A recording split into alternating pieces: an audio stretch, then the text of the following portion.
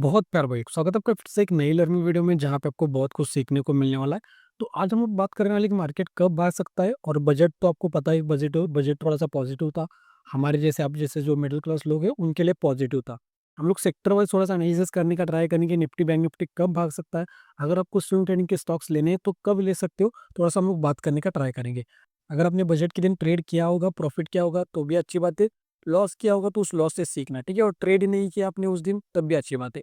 अभी आपको बजट तो पता होगा, खैर ठीक है, बहुत सारे अपनी वीडियोस देख लिए होंगे, तो ये बजट में थोड़ा सा आपको बता देता हूँ, फिर हम लोग चार्ट के ऊपर आएंगे क्योंकि ये तो आपको पता होगा। अब देखो, 12 लाख तक आपको कोई टैक्स देने की जरूरत नहीं है। यहाँ पे आपको दिखेगा 5%, 10%, 15%, लेकिन आपको रिबेट मिल जाएगी। मतलब देखो, अभी ये टैक्स बच रहा है, ठीक है ना। ये आपको आप लोग स्लैब देख सकते हो कितना परसेंट आपको टैक्स देना है, ये आपको पता होगा, ठीक है। आपने सब कुछ वीडियो देख लिया होगा, तो ये बता के आपका टाइम वेस्ट नहीं करूंगा मैं। अब देखो, यहाँ पे जो पैसा बच रहा है ना, एक आम इंसान का पैसा जो बच रहा है, वो क्या करेगा पैसे का? पैसे से क्या करेगा? अब वो खर्चा करना स्टार्ट करेगा। हो सकता है कार ले ले, बाइक ले ले, या फिर हो सकता है कुछ घर वगैरह ले ले लोन के ऊपर, या फिर कुछ ना कुछ तो ज्यादा का परचेस करेगा क्योंकि पैसा उसके हाथ में बच रहा है ना। तो अगर पैसा बचेगा तो क्या लेगा? कुछ ना कुछ प्रोडक्ट बाय करेगा। और अगर प्रोडक्ट बाय करेगा तो उसका इम्पैक्ट किसमें आएगा? शेयर प्राइस के ऊपर, ठीक है। शेयर प्राइस बढ़ेगा, और शेयर प्राइस बढ़ेगा, अगर आपने बाय किया होगा तो आपका प्रॉफिट हो सकता है। अभी फिलहाल के लिए देखो, ये सबको पता है, ध्यान से समझने का ट्राई करना, साइकोलॉजी को समझो। अभी अभी बजट, सब लोग क्या बोल रहे हैं? बजट अच्छा है, बजट अच्छा है, ठीक है, बजट अच्छा है। अब मार्केट, अगर सबको पता है बजट अच्छा है, बजट अच्छा है, और जैसे ही किसी रेजिस्टेंस का ब्रेकआउट होगा तो नॉर्मली बहुत से लोग यहाँ पे बाय करने का ट्राई करेंगे। अभी जो यहाँ पे मार्केट चल रहा है ना, 1 मिनट के टाइम फ्रेम के अकॉर्डिंग मैं आपको दिखाता हूँ। वहाँ पे मार्केट जो चल रहा है ना, साइकोलॉजी के हिसाब से चल रहा है, दिखाता हूँ मैं आपको 1 मिनट। अब देखो, जैसे ही रेजिस्टेंस का किसी भी ब्रेकआउट हो रहा है ना, जैसे देखने का ट्राई करना, हम लोग थोड़ा सा इस तरह से करेंगे। देखो यहाँ पे भी देखो, रेजिस्टेंस का जैसे ही ब्रेकआउट हो रहा है तो सबके दिमाग में क्या चल रहा है कि भाई नई न्यूज़ अच्छी है, मतलब बजट अच्छा आया है सैटरडे के दिन। तो सैटरडे के दिन बजट अच्छा है तो हो सकता है मार्केट ऊपर चला जाए और बहुत स्पीड से चला जाए, ये सबके दिमाग में चल रहा है। तो नॉर्मली बायर्स लोग कहाँ पे बाय करेंगे? रेजिस्टेंस का ब्रेकआउट होने के बाद।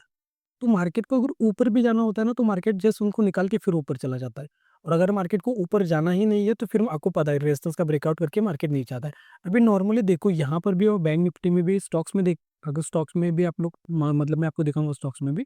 अब देखो, यहाँ पे भी देखो, रेजिस्टेंस यहाँ पे ले लिया, रेजिस्टेंस ले लिया, फिर रेजिस्टेंस का जैसे ही यहाँ पे ब्रेकआउट वगैरह हुआ ना, तो बहुत लोगों ने यहाँ पे बाय करके रखा होगा ये मोमेंटम को देख के, इस वाले मोमेंटम को देख के। और बजट पॉजिटिव है इस वजह से कि मार्केट ऊपर जा सकता है, इस उम्मीद में बहुत से लोगों ने यहाँ पे बाय वगैरह किया होगा। फिर मार्केट ने क्या किया? उनका एसएल हिट किया है यहाँ पे, और फिर से मार्केट जब ऊपर गया तो उन्होंने फिर से बाय किया होगा। क्यों? क्योंकि उनका लगा होगा भाई यहाँ पे जस्ट ट्रैप किया मार्केट ने, फिर मार्केट हो सकता है यहाँ से ऊपर चला जाए, लेकिन मार्केट ने उनको फिर से ट्रैप किया। अब जब मार्केट फिर से ऊपर जाएगा ना, तो उनकी हिम्मत नहीं होगी बाय करने के लिए, क्योंकि साइकोलॉजी चेंज हो चुकी है। तो अब यहाँ पे जो खेल होगा ना, वो रेजिस्टेंस के पास में ज्यादा हो सकता है। अगर आपको बाय करना है ना, तो आपकी बाइंग पोजीशन ऐसी जगह पे होनी चाहिए कि आपको टारगेट, रेजिस्टेंस का ब्रेकआउट होने के बाद आपको टारगेट मिले। जैसे कि समझो, अगर आपने यहाँ पे बाय किया या फिर यहाँ पे बाय किया है, अगर आपका टारगेट यहाँ पे रेजिस्टेंस है और अगर आपका टारगेट यहाँ पे आ रहा है, पॉइंट्स कैलकुलेट करोगे तो यहाँ पे, अगर यहाँ तक आपका टारगेट आ रहा है, तब आप लोग यहाँ पे एंटर ले सकते हो। लेकिन अगर आपका यहाँ पे बाय करे या फिर यहाँ पे बाय करे और टारगेट आपका यहाँ तक या फिर उससे भी ज्यादा आ रहा है, तो यहाँ पे दिक्कत हो जाएगी। क्या दिक्कत होगी ना, मार्केट यहाँ तक तो इजीली आ ही जाएगा, सेलर्स को एसन को हिट करना होता है। लेकिन मार्केट में जैसे ही बायर्स आएंगे ना, तो मार्केट को नीचे भी आना पड़ेगा, तो आपका टारगेट हिट होने की प्रोबेबिलिटी थोड़ी सी कम हो जाएगी। तो इसलिए आपको क्या करना है? पोजीशन बनाओ, लेकिन आपको ये कंसिडर करके चलना है, जैसे यहाँ पे मैं अगर पोजीशन बना रहा हूँ या फिर यहाँ पे बना रहा हूँ या फिर यहाँ पर भी बना रहा हूँ, तो मुझे ये सोच के चलना है कि मार्केट कहाँ तक जा सकता है। और वो थोड़ा सा समझने का ट्राई करना, जैसे कि रेजिस्टेंस है ना, रेजिस्टेंस से थोड़ा सा 10-20 पॉइंट पकड़ लो, या फिर ज्यादा से ज्यादा 50 पॉइंट, ठीक है। निफ्टी में, बैंक निफ्टी में थोड़ा ज्यादा पकड़ सकते हो, इसमें थोड़ा सा निफ्टी में कम पकड़ो। यहाँ तक तो मार्केट चला जाएगा, ठीक है। तो अगर मुझे टारगेट लेना है तो यहाँ तक, अगर मैं एंट्री बना रहा हूँ तो यहाँ तक मेरा टारगेट होगा, क्योंकि जैसे इसका ब्रेकआउट हो जाएगा तो बहुत से लोग यहाँ पे बाय वगैरह करने का ट्राई करेंगे, तो मार्केट क्या कर सकता है? एक तो उनको निकालेगा या फिर यहाँ पे ज्यादा होल्ड करेगा, उनको प्रॉफिट ही नहीं देगा, फिर प्रीमियम डिके वगैरह होगा तो आराम से वो लोग निकलना ही पड़ेगा उनको, ठीक है, लॉस लेके। तो उस तरह से समझो जी। या फिर जैसे सपोर्ट का ब्रेकडाउन हो रहा है, तो अगर मुझे सेल करना है तो एक तो मैं सेल कहाँ पे कर सकता हूँ? यहाँ पर या फिर यहाँ पर। यहाँ पे सेल नहीं कर सकता मैं, या फिर यहाँ पे भी सेल नहीं कर सकता अगर मेरा टारगेट यहाँ तक आ रहा है। क्यों? क्योंकि एक तो मार्केट, पहले तो समझो यहाँ पे एक 200 का लेवल अवेलेबल है, मतलब मार्केट कहीं से भी बाउंस बैक कर सकता है, ये पहला हो गया। दूसरा, यहाँ पे सेलर्स ही लोग काम करेंगे ये मोमेंटम को देख के। और जिन लोगों ने यहाँ पे सेल किया है ना, यहाँ पर, हाई के पास में या फिर ये जो रिट्रेसमेंट लेने के बाद मार्केट उनको ट्रैप करने के लिए ऊपर जा सकता है। तो आपको एसएल जितना आप लोग देखते हो ना कि एसएल मेरे लिए बहुत इंपॉर्टेंट है, तो एसएल जितना इंपॉर्टेंट है ना, टारगेट भी उतना ही इंपॉर्टेंट है। आपने कभी-कभी नोटिस किया होगा, जैसे आपने यहाँ पे बाय किया, मार्केट ऊपर जा रहा है, ऊपर जा रहा है, आपका टारगेट मान लो यहाँ तक, एग्जांपल के लिए, इतना बड़ा होगा नहीं, अगर होगा तो अच्छी बात है। मान लो बस आपका टारगेट यहाँ तक है, फिर मार्केट जाके आपका टारगेट के पास तक जाके फिर आपका एस्केलेट किया। क्योंकि यहाँ पे आपने बस उसको आइडेंटिफाई नहीं किया कि टारगेट कहाँ तक लिया जा सकता है। तो टारगेट को भी समझने का ट्राई करना। नॉर्मली आपका टारगेट बस कहाँ तक होना चाहिए, जहाँ पे बास लोग जैसे ही काम करेंगे आपको निकलना, अगर आपने ऑलरेडी बाय करके रखा होगा तो।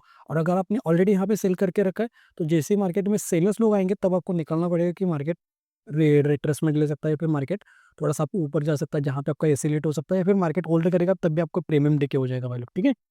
तो एक इंपॉर्टेंट पॉइंट था, ये बताना बहुत इंपॉर्टेंट था। अभी यहाँ पे सेक्टर वाइज थोड़ा सा देखना, सेक्टर्स अभी हमारे आपको पता है, axis bank, Kotak bank, sectors के ऊपर देखो थोड़ा सा। अभी देखो सेक्टर्स सारे आपको नेगेटिव ही दिखेंगे, 3%, किसी में 3%, एनर्जी में 3% फॉल दिख रहा है आपको। कुछ कुछ पॉजिटिव है लेकिन ज़्यादा पॉजिटिव नहीं है, ठीक है, थोड़े थोड़े मोटे थोड़े थोड़े पॉजिटिव ही है। अब देखो यहाँ पे 1 डे के टाइम फ्रेम पे हम लोग देखने का ट्राई करेंगे, ठीक है। 1 डे के टाइम फ्रेम में बहुत इंपॉर्टेंट है 1 डे का टाइम फ्रेम। थोड़ा सा पीछे आने का ट्राई करेंगे, देखो अभी यहाँ पे मेटल सेक्टर देखो, ऑटो यहाँ पे आपको दिख जाएगा सेक्टर, अगर आपके पास में वॉच लिस्ट में है ना तो उसको ऐड कर लेना। अब यहाँ पे जो सेक्टर्स आपको दिख रही है, यहाँ पे ये कौन सा है, मीडिया, ठीक है। ये कितना गिर चुका है देखो। अगर मुझे बाय करना है, ये तो मैं एग्जैक्टली आपको रिकमेंड नहीं कर सकता कहाँ पे बाय करना है, कहाँ पे सेल सेल करना है, ये तो नहीं बता सकता मैं, क्योंकि मैं सेवी रजिस्टर नहीं हूँ। आप अपना दिमाग लगा, आपको बस क्या एनालिसिस करना है खुद से, खुद का।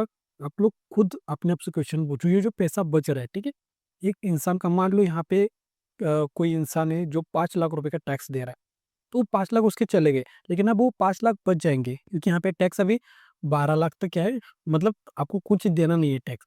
तो जो ये पैसे बच रहे 5 लाख, वो क्या करेगा, या फिर 12 लाख जो बच रहे हो क्या करेगा, पैसा कहाँ पे, उसको क्या ले सकता है, ड्रेस हो सकता है, कार ले ले, बाइक ले ले, कुछ ना कुछ तो लेगा ही, है ना। तो आपको बस क्या करना है, उस स्टॉक को फाइंड आउट करो। सेक्टर वाइज देखो, मैं अभी आपको बस हिंट दे रहा हूँ, ज्यादा डीप में बात नहीं करूंगा, क्योंकि बताना थोड़ा सा गलत हो जाएगा, ठीक है। आपको बस जाके क्या करो ना, बजट में देखो किस सेक्टर में ज्यादा मार्केट ने इन द सेंस की हमारी गवर्नमेंट ने ज्यादा पैसा लगाया है, ठीक है, या फिर उनका प्लान है, फ्यूचर प्लान। उस सेक्टर वाइज देखो कौन कौन से स्टॉक भाग सकते हैं। और अगर आपको बाय करना होता है तो मैंने आपको सिंपल सा कहा है कि सपोर्ट के ऊपर बाय करने का मत ट्राई करो, सपोर्ट के ऊपर इस तरीके से आपको, आप ट्राई करो कि लिक्विडिटी जहाँ पे मार्केट ग्रैब करे और फिर सपोर्ट के ऊपर आना ना, तब आप लोग बाय कर सकते हो। तो मैंने आपको हिंट दे दी, समझने वाले को इशारा ही काफी होता है। तो बजट का पूरा वीडियो देखो। अगर आपके पास उतना टाइम नहीं है तो पुष्कर सर है ना, उनका वीडियो उन्होंने अपलोड किया है, या फिर सागर सिन्हा जो सर है उन्होंने भी अपलोड किया है वीडियो, तो उनके जाके वीडियोस देखो, उन्होंने पॉइंट बाय पॉइंट कवर किया है, ठीक है। उनके वीडियोस जाके देखो, आपको समझ में आ जाएगा, लिंक में डिस्क्रिप्शन अंदर लिंक डाल दूंगा। तो अगर मैं उसके ऊपर अभी बात करूंगा तो वीडियो बहुत बड़ा हो जाएगा। मैंने आपको सिंपल सा एक हिंट दे दी कि यहाँ पे भी जो चल रहा है ना मार्केट, फिलहाल आज के बारे में बात कर रहा हूँ, हो सकता है ये चेंज हो जाए। यहाँ पे क्या चल रहा था कि रेजिस्टेंस का जैसे ब्रेकआउट हो गया, बहुत से लोगों के दिमाग में क्या चल रहा है, बजट बजट कैसा है, पॉजिटिव है, सबको ऐसा लग रहा है बजट पॉजिटिव है। तो अगर रेजिस्टेंस का ब्रेकआउट होगा तो बहुत से लोग बाय वगैरह करने का ट्राई करेंगे, तो मार्केट उनको निकल रहा है। आज का दिन की साइकोलॉजी बता रहा हूँ, इस तरीके से आप लोग साइकोलॉजी को फाइंड आउट कर सकते हो, ठीक है। ये पॉइंट हमने डिस्कस किया। दूसरा क्या है, मैंने आपको क्या कहा कि जो पैसा बच रहा है टैक्स में, ठीक है, टैक्स उनको अभी देना नहीं है 12 लाख तक, तो जो पैसा बच रहा है कहाँ पे लगाएंगे, कार लेंगे, घर लेंगे, बाइक ले लेंगे। पैसा मतलब खर्च ही करेंगे ना, मतलब अपन हमारे पैसा जो होगा वो मार्केट में आएगा, प्रोडक्ट लेंगे, और प्रोडक्ट लेंगे तो स्टॉक का प्राइस बढ़ेगा। स्टॉक को पहले बाद में डिस्कस करो, मतलब स्टॉक को बाद में फाइंड आउट करो। पहले सेक्टर वाइज देखो कि किसमें ज्यादा पैसा दिया है गवर्नमेंट ने, सेक्टर के बाद देखो स्टॉक्स में। अब स्टॉक के आपको लिस्ट मिल जाएगी, इतने स्टॉक से, उसमें देखो टेक्निकल एनालिसिस थोड़ा सा करो, टेक्निकल वाइज कौन सा स्टॉक अच्छा है। जैसे कि अभी एग्जाम्पल के लिए समझो कि यहाँ पे कौन सा ये मीडिया सेक्टर है, ठीक है, अभी ये नीचे नीचे है। अब अगर ये इसके ऊपर चला जाएगा तो ये लिक्विडिटी को ग्रैब करेगा, और जिन लोगों ने सेल वगैरह किया होगा तो प्रोबेबिलिटी होती है कि मार्केट ऊपर चला जाए।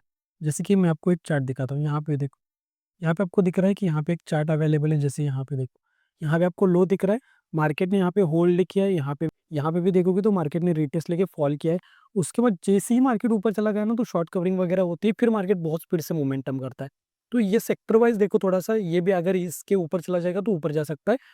प्रोबेबिलिटी ये नहीं कि 100% है, 100% कुछ भी नहीं होता, प्रोबेबिलिटी है, बस अपने अकॉर्डिंग आप लोग रिसर्च करो वाले, ठीक है। तो आई होप कि आज की वीडियो में आपको बहुत कुछ सीखने को मिला होगा।